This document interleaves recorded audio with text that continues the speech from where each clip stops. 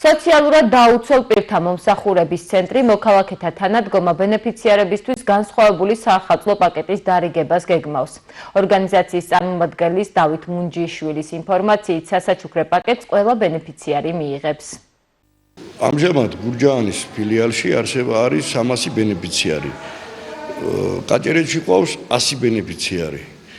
ამათ იკვება მოგეხსენებათ მიმდინარეობს სრული რეჟიმით, საუკეთესო სადილებით, თვითონ ყველა ბენეფიციარი მოყოფილი არის. საახალწლოთაც ეხლა გამგეობის დახმარებით და ხელმძღვანელობით ვაკეთებთ საახალწლო საჩუქრებს.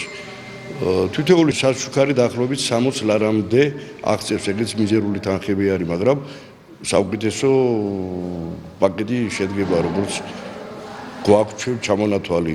ამ პაკეტში შედის 1 კილოგრამი ქათამი, შოკოლადი 1 კილოგრამი, მანდარინი 1 კილოგრამი, ვაშლი 1 კილოგრამი, შაქარი 1 კილოგრამი, შედებული რძე, ხილის წვენი 1 ლიტრიანი და ლიტრანახევრიანი კოკა-კოლა, რამაც დაახლოებით 60 ლარამდე